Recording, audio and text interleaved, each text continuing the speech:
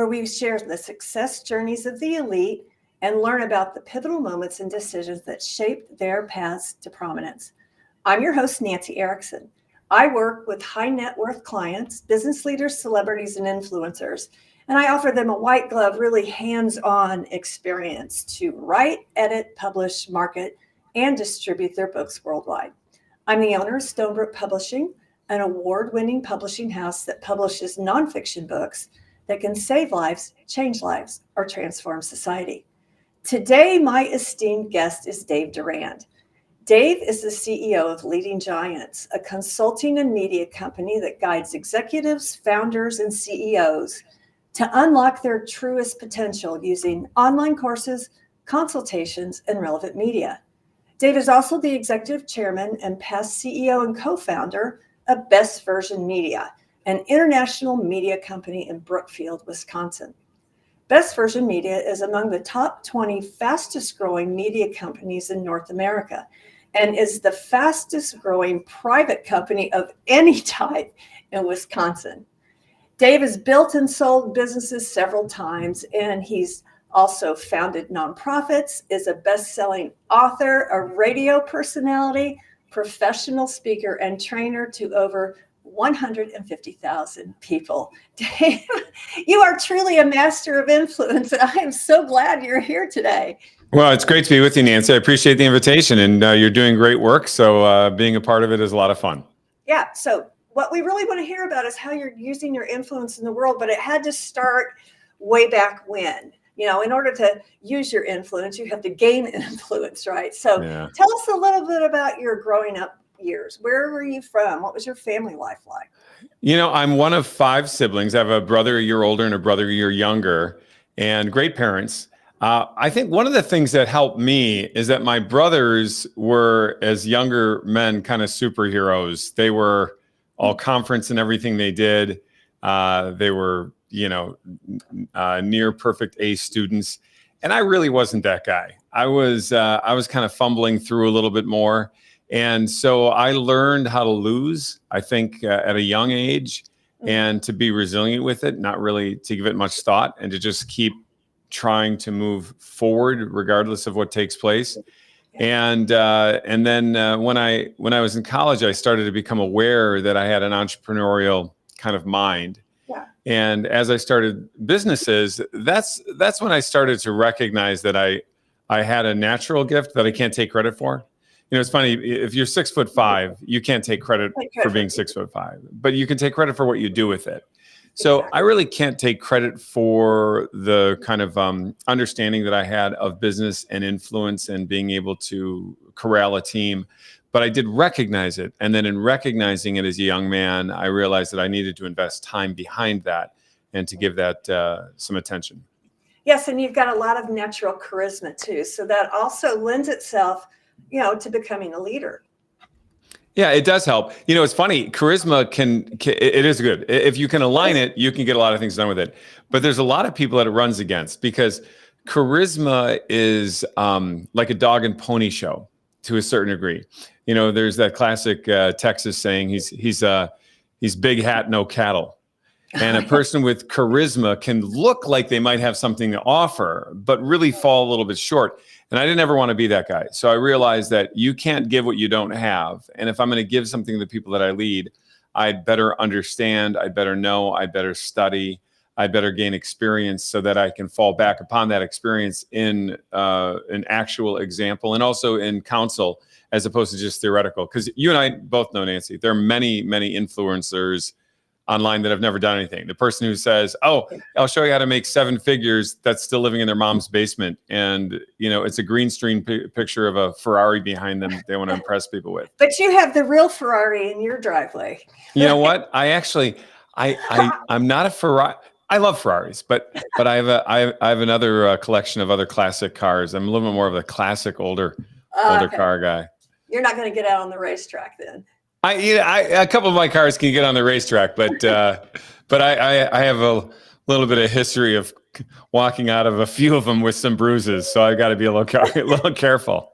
So I can tell you're a risk taker, which is really important as you're developing as an entrepreneur. So how did you get from those, early years through building Best Version Media, which is really a media powerhouse in the United States?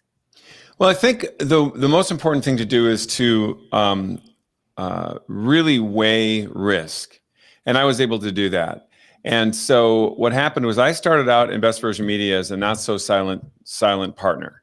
So I had two gentlemen that I partnered with. And basically I said, okay, well, let's incubate this idea. Let's make sure that we have a proof of concept. And this is a super important thing. And you know that investors are like this now too, where it's like, listen, I just need to see that you have something that's a minimally viable thing. And if it is, now I can get behind it and make it go. So basically, it's the same thing that I said with these guys. We noticed that in 2007, everybody was leaving the print industry like a burning building. It was hilarious. And they were leaving it for the wrong reasons. And we saw this kind of vacuum and we thought, well, this is actually really nice because all sorts of people are leaving, which means that there's nobody that's available anymore to the local advertiser. And we decided, well, we can fill that space and we can do it in a way that's really good content for the readers. Yeah. So we reinvented it, but we spent 5 years making sure that we knew exactly how it interacted with the client base and how it interacted with the reader base. But then we also spent that time to determine how we could attract a really strong audience of people within the organization to provide great opportunities to and to build. And when that incubation was done, we knew it was going to work. And that's when then I was able to take off. And, basically I stopped writing and speaking and I stopped building the other companies that I was with to, build something that I wanted to be a bit of a magnum opus. And that's when we went after it. Yeah. Well, 5 years is a long time to be doing research and developing that proof of concept. What was that period like? Because when you're starting up on something, you kind of never know if it's going to work or not. Yeah, it was most of my companies. I do 6 months worth of that sort of thing to get something to a minimum viable level. But this particular one happened to come at a time in life when I was busy with a lot of different things, and so I couldn't turn and give it my full attention. Additionally, too, it was a time where you're talking about an industry disruption, where basically print. Everybody says print is dead. And we're going to go into print. I mean, I had people say to me, what are you going to do next? Open a VCR company?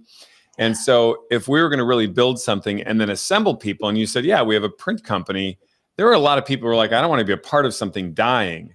So we had to show them why it wasn't that way and why it was building. And, I remember when we first started, we weren't a newspaper, we were a magazine. But I said, well, if we were, it was at our first national conference. We had like 27 people at this national conference because I invited half my family and my son. My son ran the music at the conference to try to make it look like an event. But I said, hey, if we were a newspaper, this is like maybe 2000, I don't know, whatever, 10. I said right toward the end of incubation, maybe 2011. So if we were a newspaper, I think we'd be the 141st largest newspaper in circulation. And every year we watched that go up until we devoured we're bigger than the number 1 and 2 newspapers combined now at this point. But I remember having that mission and that goal and saying, okay, can we strive toward this thing and show people that old print is not new print and that there's a difference? Well, it's interesting that you say that local advertisers didn't have anywhere to go because, like, even the yellow pages went away. And so, is that what funds the revenue of these? Are they? Yeah, it's all advertising based. It's advertising based, and there was a big vacuum, and even at the time, digital really didn't serve anybody effectively on a local level. That was always the hardest thing for people to figure out. And now technology has become more sophisticated, so people can actually get some things done on a local level with digital. So, of course, added that as a product as to what we offer. But at the time, there was nothing there. So there was this place that was paved. We'd walk in and we'd say, hey, so I know that you wanted to Facegram to snap yourself all the way to tweet in heaven. How's that working for you? And they were like, it left us at the altar. And there's nobody here. So we just walked in, provided a solution. It was great. And then as the localized technologies have evolved, we've been able to add some things to that. Yeah, that's great. Well, I mentioned to you before we started recording that we've been connected on LinkedIn for a number of years. And you were doing all these incredible videos about leadership. And they were really relevant and sometimes a little bit gritty and challenging. And I really looked forward to those videos. And then all of a sudden you were gone.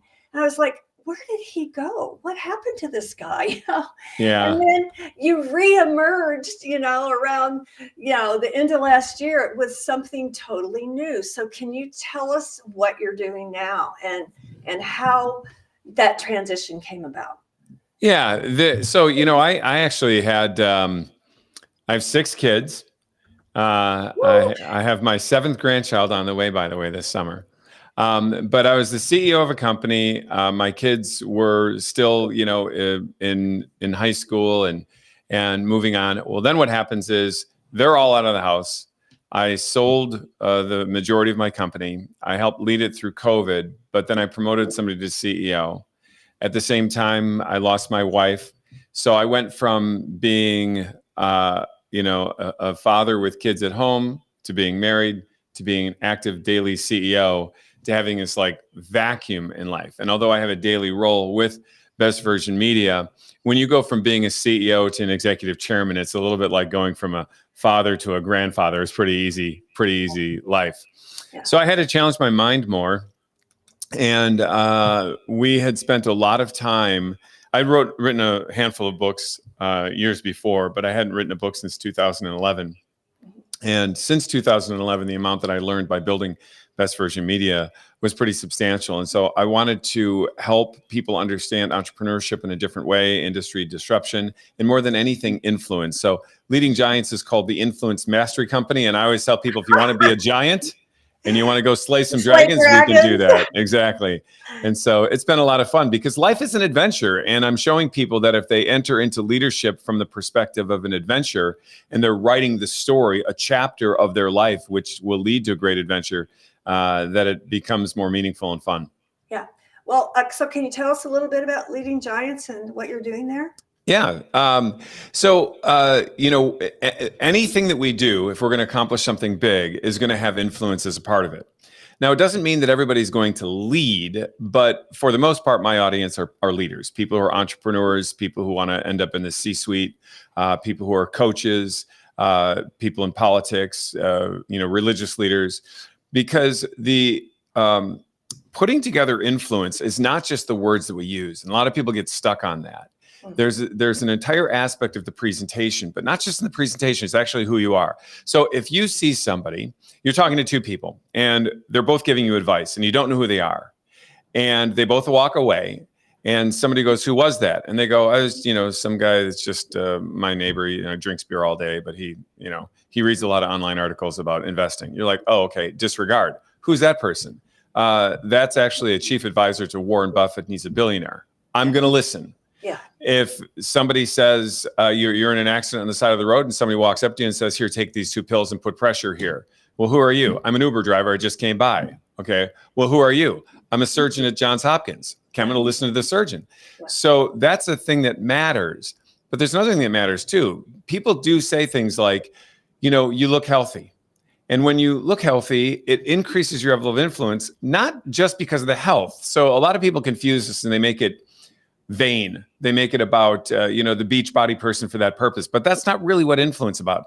It's more about the fact that if you see a person who is put together, you say they have discipline in their life.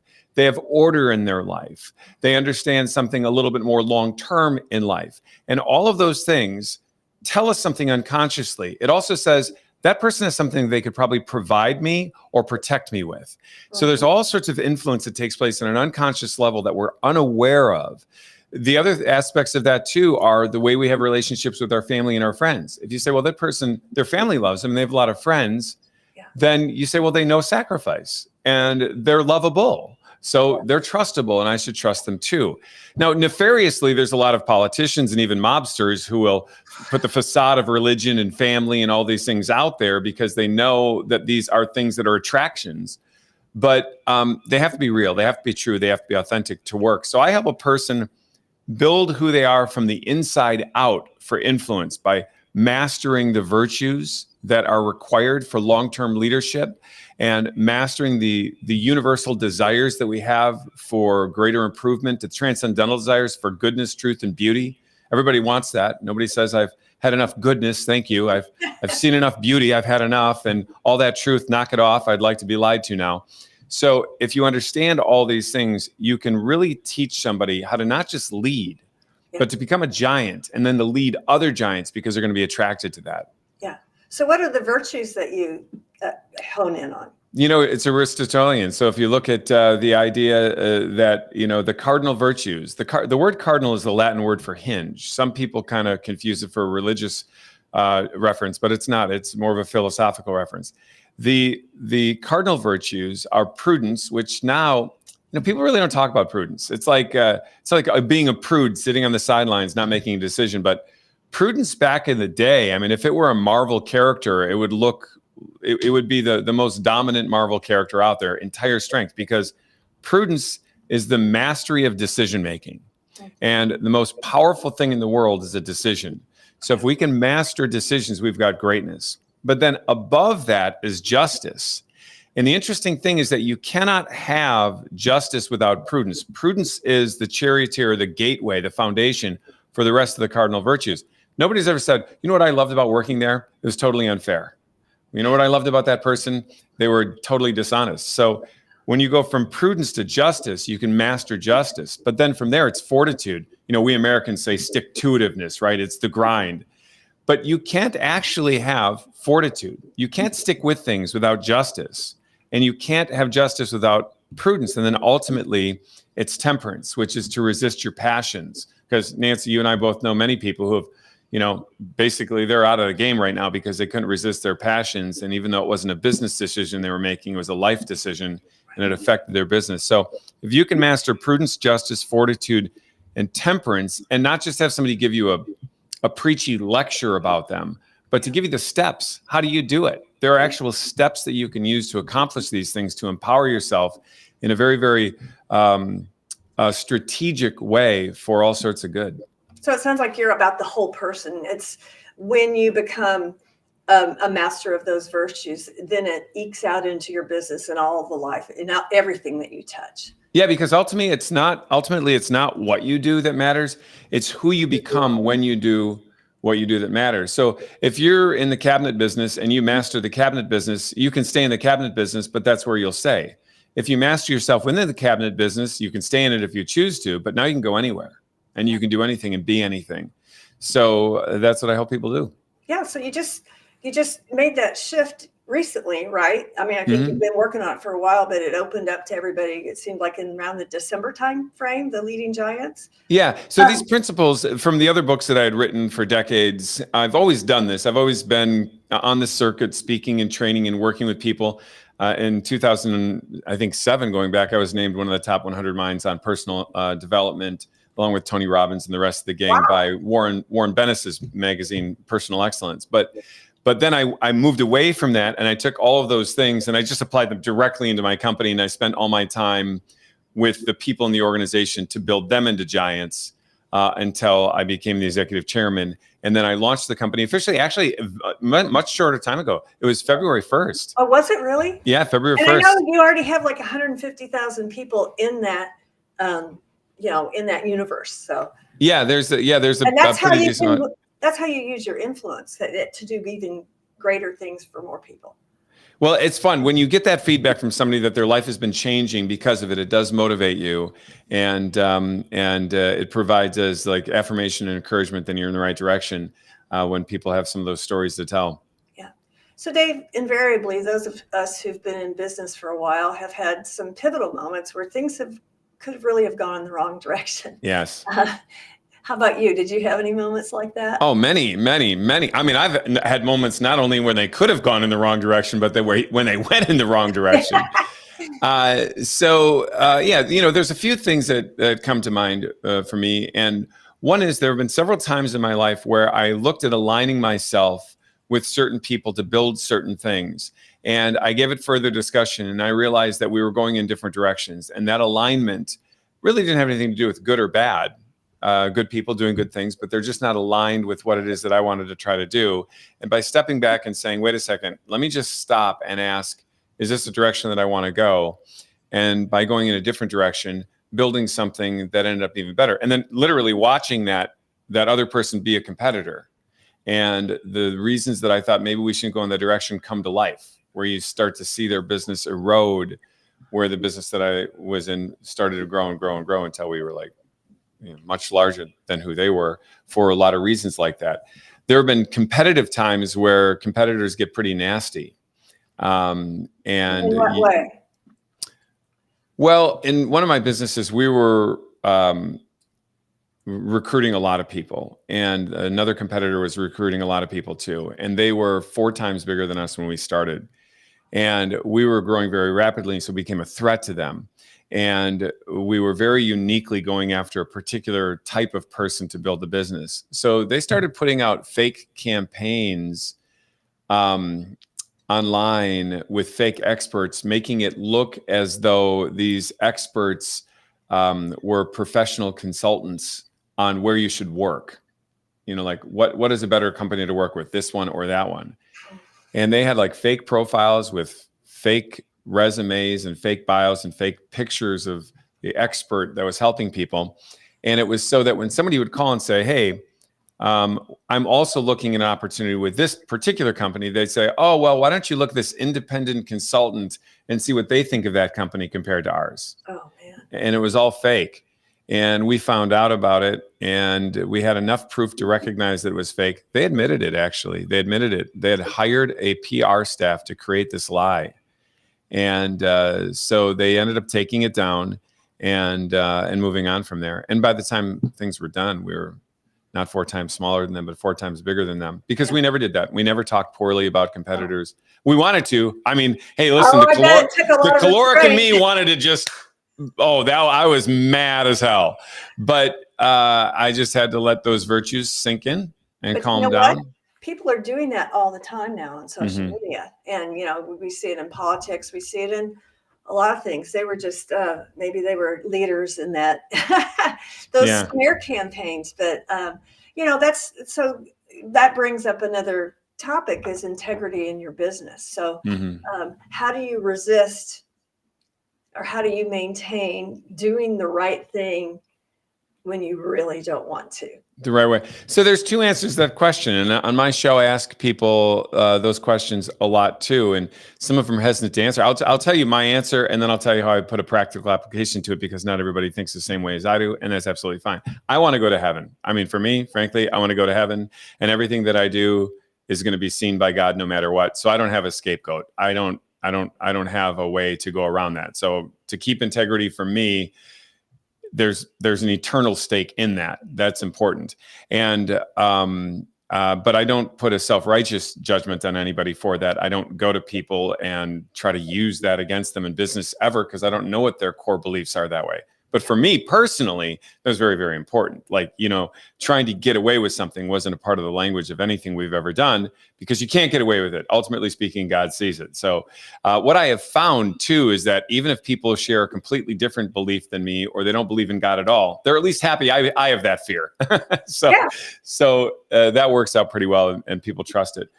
But otherwise, the way that we do it is, in all of my organizations, I tell people, if you really want to be strong, the strongest people on planet Earth have one primary thing in common. They seek what's true.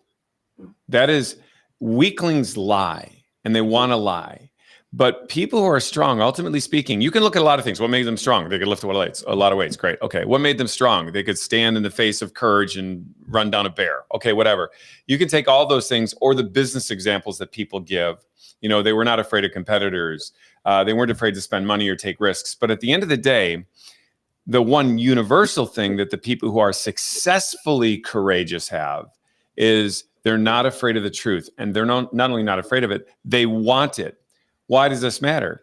Well, if you're in a board meeting, you're looking at marketing data, and you personally liked the idea that didn't come in the best on the data, and you just try to argue your point because of your pride, you're not willing to see what's true. So one of the sayings we have in our business is, I want people who would much rather be wrong to their own prosperity than right to their own demise.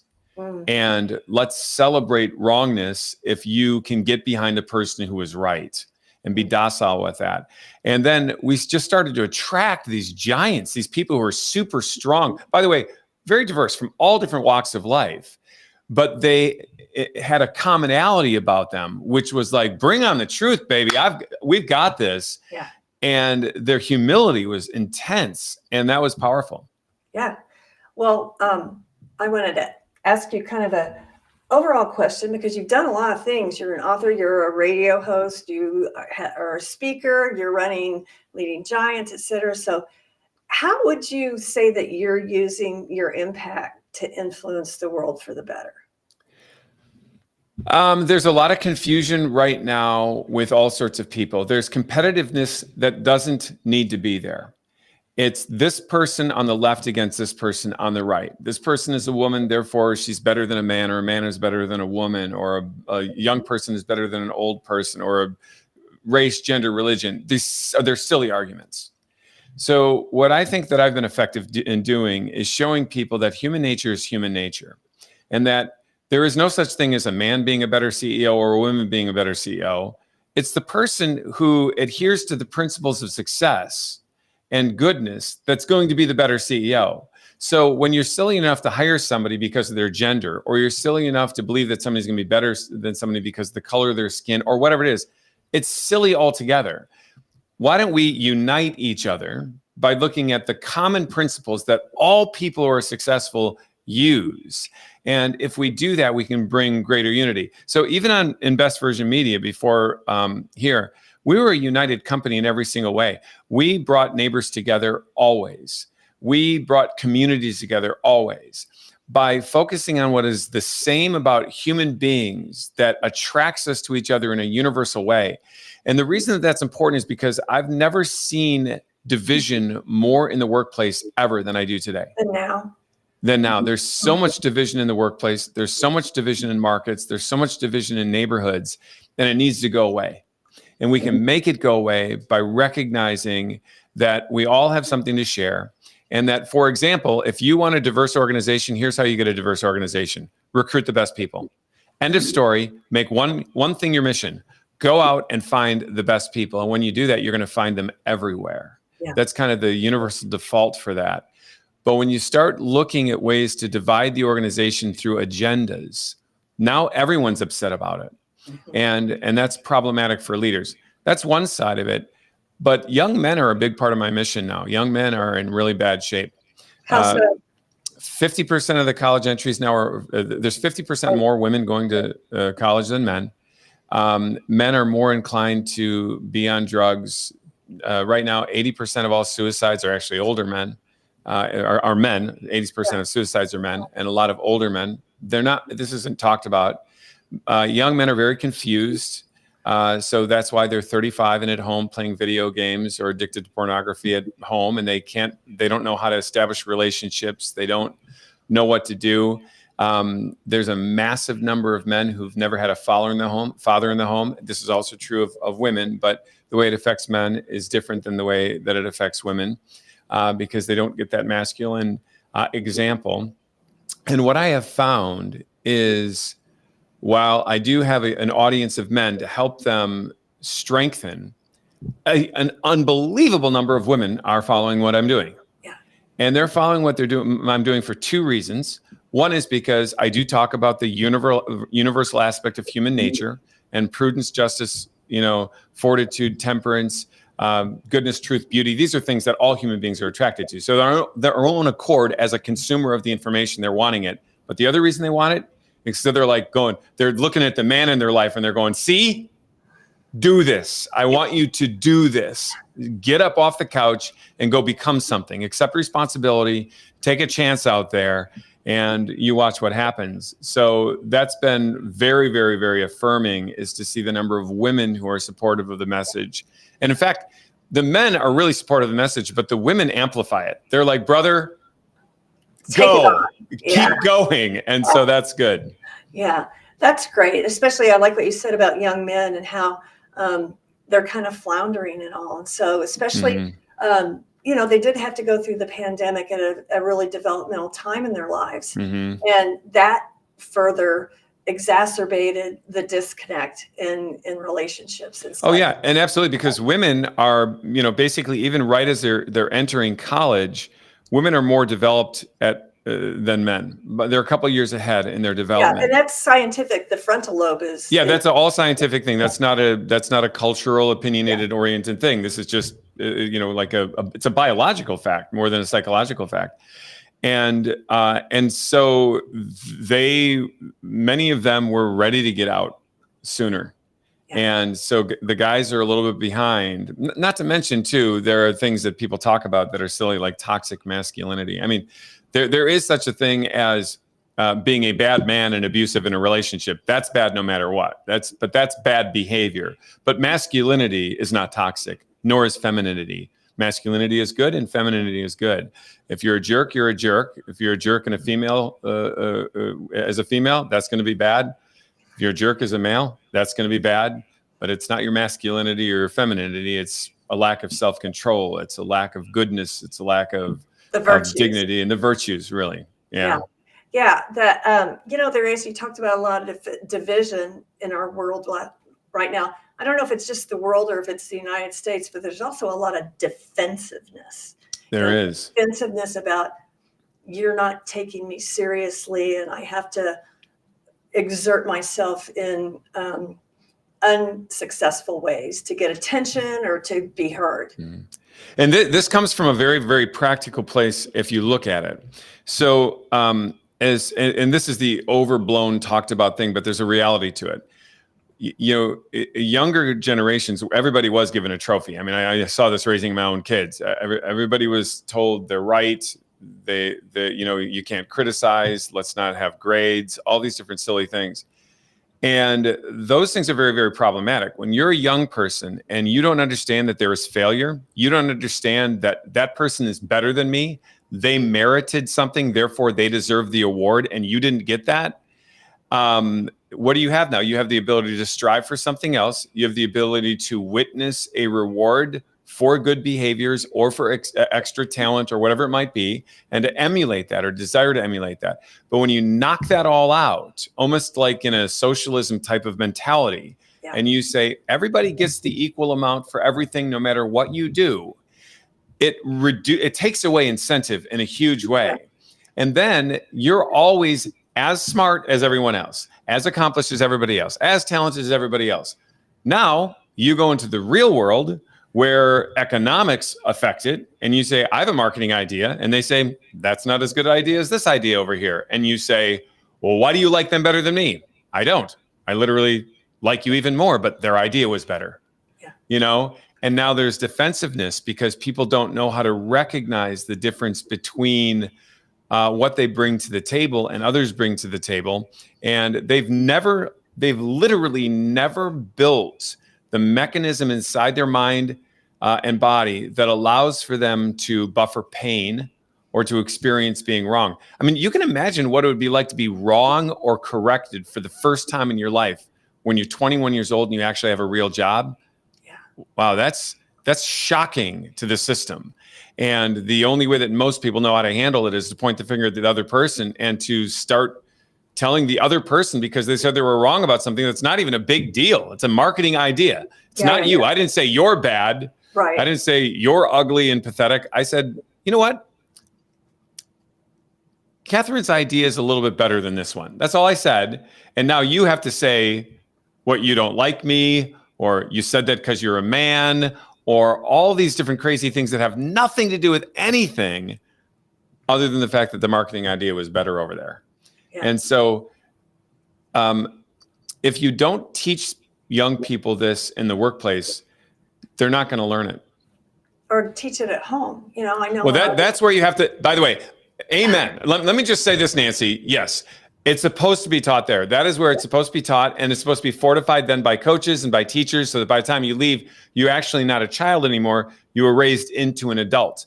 But because that wasn't happening now we have two choices. So I always, throughout most of my life, I'm going to be 55. So throughout most of my life, I used to laugh when people would talk about this next generation being bad, because that's kind of a rite of passage we all have, is to talk about how our generation was great and even be a little bit more nostalgic of a generation ahead of us. But the ones behind us, oh my gosh, kids nowadays. But there's statistical realities behind that, like there have never been before right now, particularly with the breakdown of the family, but in other areas too. Things that are taught people. Like one of the most dangerous things that was taught that reduces your ability to ever be matured and keeps you a child is that there's no such thing as truth. Mm-hmm. This is silly. I mean, even you look at the person and say, is that true? Yes, it's absolutely true that there's no such thing as truth. Yeah. And your ability to actually philosophize is so poor that you don't realize that you're stating an absolute truth to prove that they don't exist. And the inability to think 2 + 2 is 4. On Wednesdays, on Saturdays, if you like pizza, if the wind is blowing from the west, it's always 4. And if you believe that it's 5 because 4 hurts your feelings, you can't function. But these sound silly and mildly exaggerated, but this is what people are being taught. Yeah. So I tell people, don't ever hire somebody that doesn't believe in truth, because you can't, first of all, you can't trust them, and you can't trust the way they think. But there's such a massive number of people who are at least to a mild degree that way in their thought process that you can either be bothered by it, make fun of it, or what you can do is just be a part of the solution. And that's what I've done. As opposed to looking at these young people who are confused that you want to just roll your eyes at, I look at it as best I can and I say, what do they need and how can I help them have it? And you know, they love it when you show it to them. They're so attracted to that. They're like, somebody stop. This is what I get more than anything. I have never heard anyone talk like you. I've never, ever heard anyone in business talk about the cardinal virtues. I've never heard that. I've never heard anyone in business talk about the transcendentals. I've never heard that.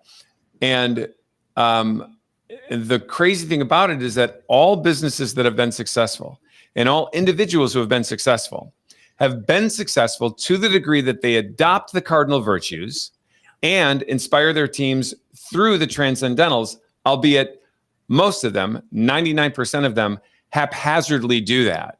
So what I do is, and by the way, conversely, they fail to the degree that they don't adhere to the cardinal virtues and that they don't put the transcendentals in the culture of their organization. So what I do is I just get rid of all the guesswork and I say, let's know what these things are so you can know when you are doing them and when you aren't doing them. And I can tell you, if I ever hang around philosophers, I'm like a neophyte. But in business, I sound like Socrates because they don't think about it that way. And so it's a very, very interesting thing, and it makes it very practical. It's actually very, very, very practical. Well, it's interesting because, I mean, I know you're not slamming the younger generation. Not at all. The truth is we all have gaps, and it's our responsibility. As like you said, the 6'7" guy was born that way, but what are you going to do with it? So we all have gaps, and we all have opportunities to fill in those gaps so that we can become more fully orbed and functional in society. You know, I always thought when I was raising my kids that my job was to make them independent adults, you know, so they started doing their own laundry at the age of 12 and all kinds of stuff. And then very nice. For my the 13th birthday of each of my kids, I gave them their gifts in a laundry basket. Well, you know what I did for my girls when they turned 13? I started giving them a clothing allowance and told them I would no longer buy their clothes and that they could be responsible for that. And you know what they did? They stopped shopping at the Gap and went to Target.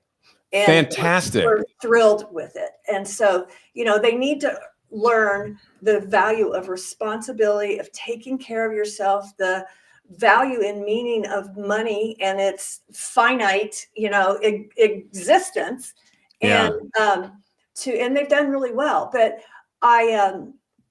they're millennials, but they're like 38 and 40 years old. There's a younger generation than that is that whole trophy, you know, everybody's equal. And it's so reflected in the workplace and in life.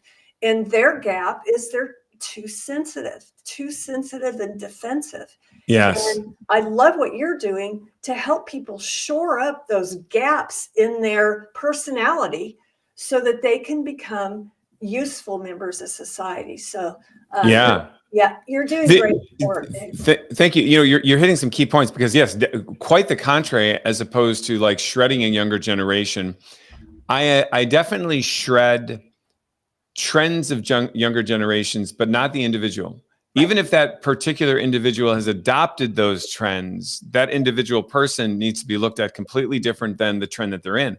But, you know, you said some very, very key things. I gave a talk to each one of my kids when they were young, and it started really at about 8 years old. But I gave it to them in 8-year-old language, and I let it develop. But same thing you said. I was told by an older gentleman one time, "You're not raising kids; you're raising future adults." And that was really, really transforming. And now, when my kids were young, my oldest is 32.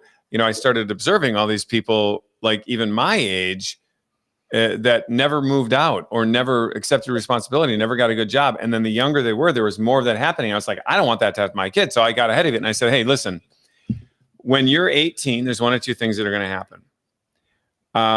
You're going to have X amount of money saved through the jobs you're going to have while you're in high school. Okay. So you know how to save money.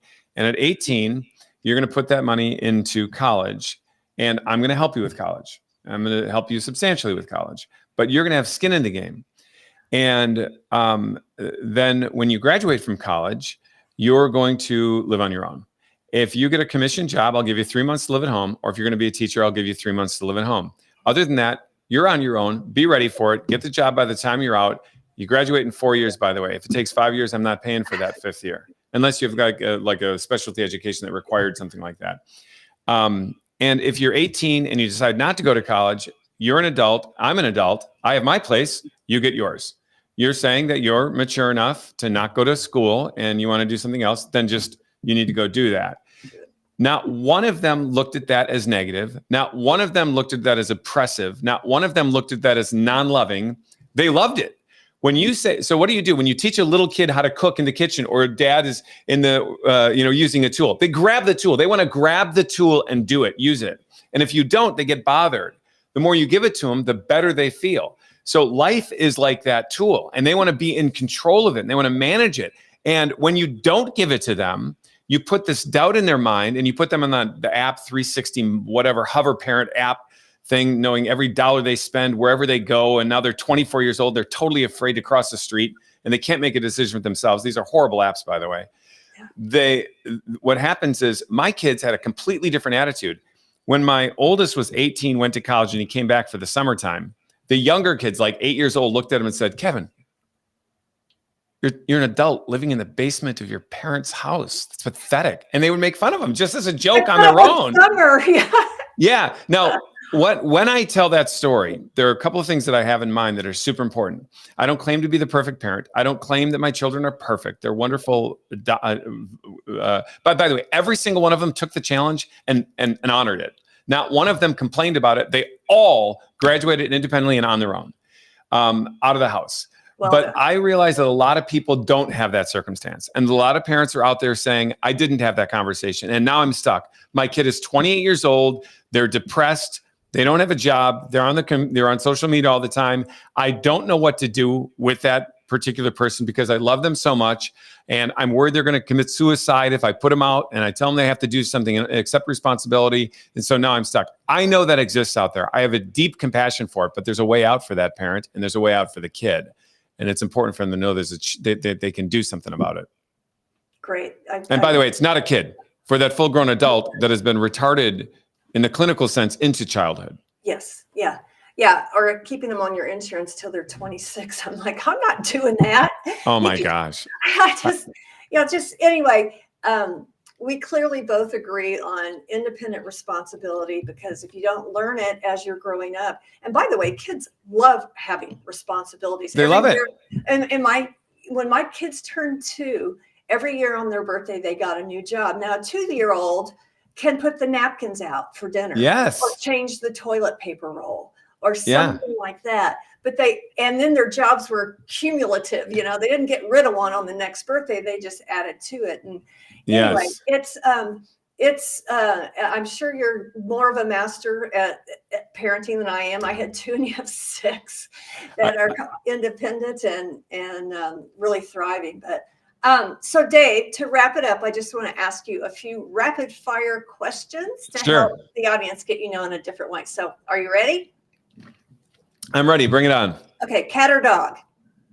Oh, dog. But you know what? I can't just do that. Here's why. Dogs with their loyalty, but you know what? If the cat is in the cat family, And the toughest of all things would be like the Bengal tiger, 800 pounds of ferocity coming at you. And when you look at the little cats, and they fight like the Bengal tiger. And if they go out, they hunt like that. So that aspect, I love the cat. Okay. The loyalty of the dog, yeah, you gotta love that. Yeah, they just love you. How about that for like a wimpy answer? I didn't pick one. I know. I think you like dogs but admire cats. Is that what we got? That's what it is. I like dogs. I just wish they fought like cats. Okay. All right. Okay. So coffee or tea? Oh, coffee right here. Summer or winter? Summer, AKA I live in Florida. Ah, yeah. Okay. So Netflix or movie theater? Yes. Uh-oh. Yes. Yes.